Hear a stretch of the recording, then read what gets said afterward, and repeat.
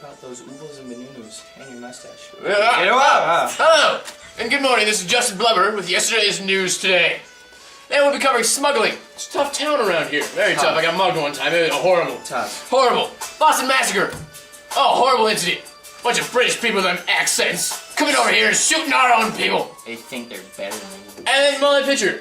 Very pretty girl. Very tough. Very Tried to stab me. Very pretty. Crazy. And I'm Phil Oz here. I will be doing stories on Paul Revere's ride. How you rode is that? through town on a pony, saying the British are coming. The It's the British are redcoats. coming. One if by land, two if by sea. Second story, interview with Captain John Paul Jones, captain of the Bonhomme Richard. What's and that? before you ask, he captured the Serapis. What is Major a turning Serapis? point in the naval history. Naval history. My third story will be on the British troops and how they're being really mean to us. Curly! Redcoat, out of here. Colonial News Station. Go. And our last story will be the Treaty of Paris and how we formed a treaty with Paris. Who's Imagine Paris? that. Paris Hilton. I'm just kidding. She's very pretty. Just kidding. Paris, as in... Paris, France. Exactly. Yeah. We shouldn't Now, be Treaty of France. and after the break, we'll switch to Elizabeth Brown and Betty Smith on our story on smuggling. That's right. After the break. There's a commercial coming right After the break. now. After the break. Hello. I'm Justin Blubber. And I'm Jebediah. And this is our way of loyal. Well, we start by taking a whale and we drag it aboard with several hooks that we stab right underneath the flipper, which would be somewhere around here. We drag it in and we stab it for very long. It takes over 45 hours to kill a full-grown whale. And trust me, when we're done with him, he is not coming home to his family. Then we cut him up, and then we take the sweet juices from inside and we put it in one of these green containers here and sell it at a $20 value, even though it's only worth $5. You'll never catch me alive! Ah! Oh, how does that ground taste?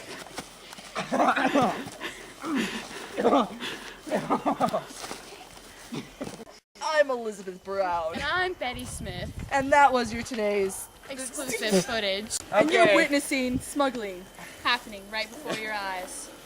Someone should help that man.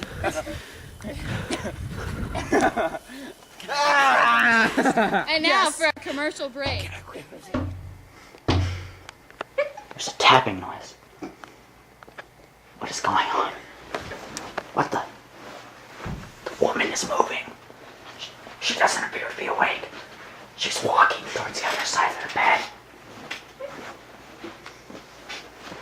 What is going on? She's just staring there, staying. She's leaving the room. What is going on? What is going on? Our British troops. We are part of the best army there ever was. I'm going to tell you, and so is he, about some of the stories we had. So, it was the summer of 1768, and British officials were worried about the colonies rebelling. So they sent in troops, as Colin and I. I was in one of the two regiments. We set up camp right there in the center of Boston. Colonists felt like we had pushed them too far. On March 5th, 1770, the tension between the British troops and the colonists of Boston got so intense that a riot started when the colonists were taunting some British troops, and one of the colonists hit one of the British troops with a club. The trooper fell down, stood back up, and started firing at the colonists. And that started the Boston Massacre. The colonists then started throwing rocks, gathering around the British soldiers, and hitting them with shovels and so on. And snowballs. And snowballs. Stupid British! Oh, I hate you! So mean to us! I hate you! You can't hit me! You're stupid British! You can't shoot! Open fire! Serpentine pattern! You can't hit me! Because I can run serpent. My leg. Only one escaped that day. Turned out to die later that night of blood loss.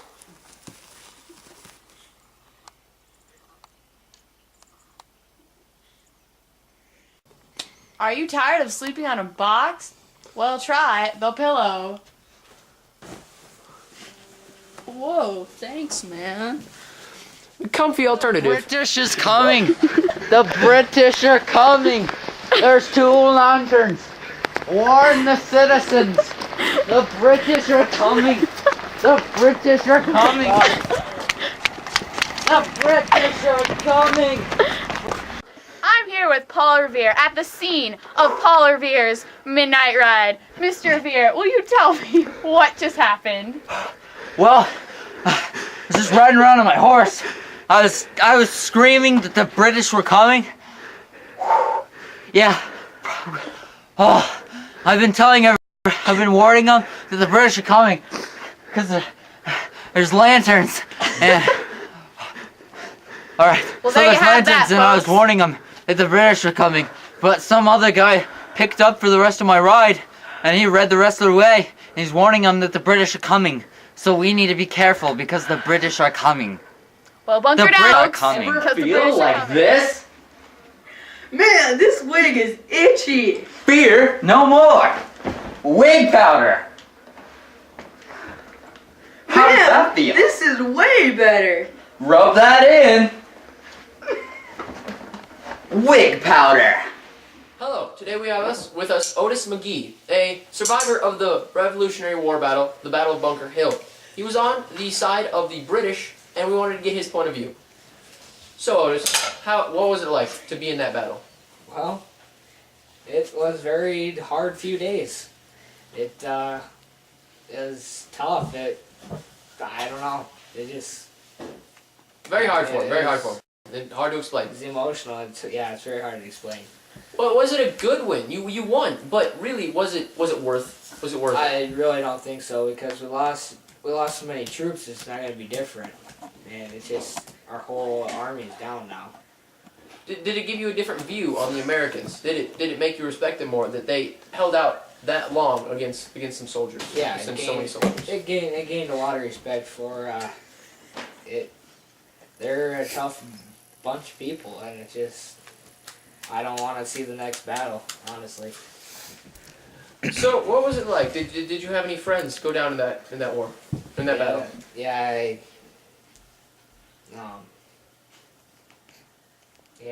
James Are you okay? James McGraw. He was stop. Okay. Dude, let's just give him a moment. It's okay. Can we turn the camera, please? Turn the camera. Don't turn it off. Turn it away. Revolution, a musical summarizing the act of the Revolutionary War. You'll see scenes such as Oh, what are we gonna do about our taxes? I say rebellion. No taxation without representation. That's right.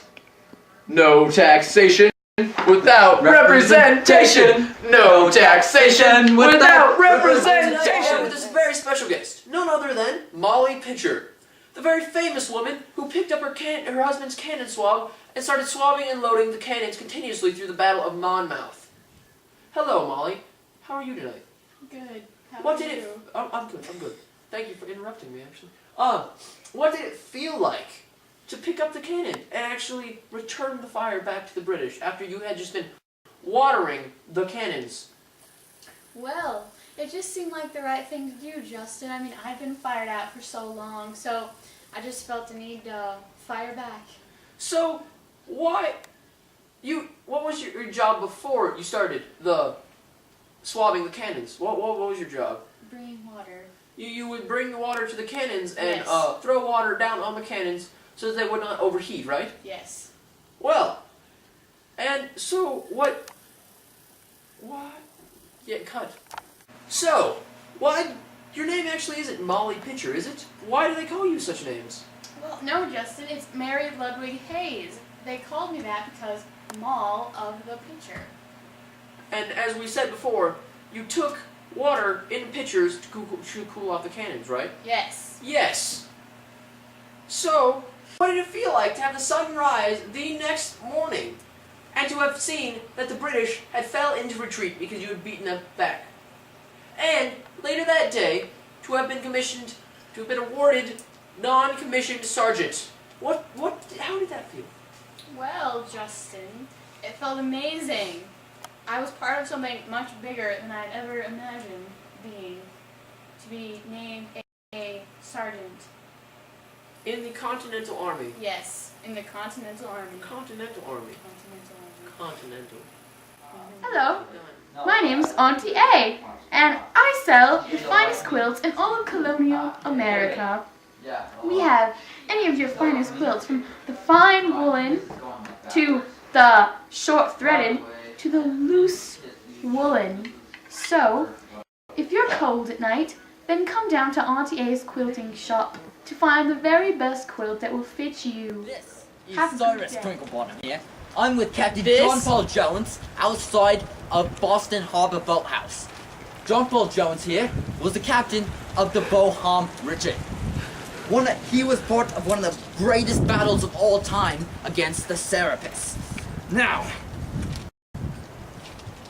so Captain John Paul Jones, how did you end up with that big of a target with the British Navy?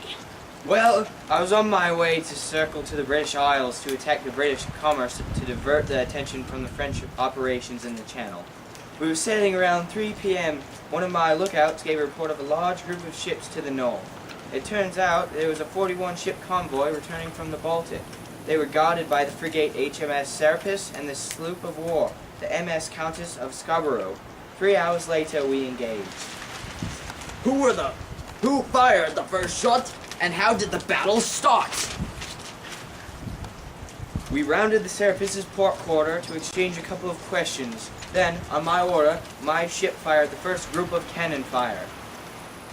So can you explain to me how you defeated the British ship called the Serapis? Yes. Well, it started with a possible losing event. 2 of my ship's 18 powder guns burst. It damaged the ship greatly, and that meant we couldn't trust the other 16 powder guns. Their captain told us to surrender, and my response was, I have not yet begun to fight. So, after being pounded by the Serapis, I realized that our only hope was to board and take over the Serapis. We rammed our ship into theirs, and my crew quickly threw grappling hooks over and bound our ships together. We both tried to board each other's ship and failed. Then, the Alliance, a ship of my fleet, started firing into the 2 of us. It was a stupid move, but it helped a group of my men to board their ship. They boarded, and after eliminating a huge majority of British soldiers, they surrendered their ship to us. So what do you think the British are doing about your victory? I bet they're just talking about the embarrassment of losing to the American Navy. Ha ha ha! Well, this has been Cyrus Trinklebottom reporting from Boston Harbor.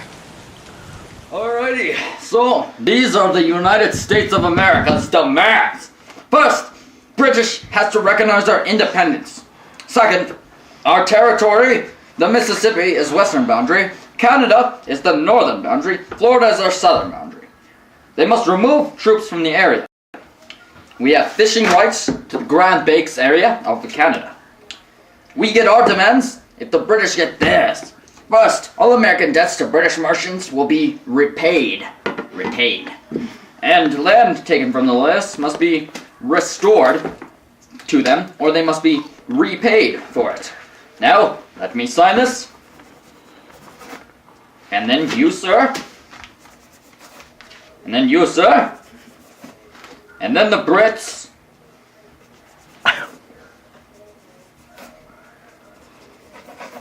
I signed everybody's name for them. Whoa, when did you get here? I did not look like that. And I will not talk to them, Marcos. Anthony Handboy. Did you and Anthony kiss? Oh!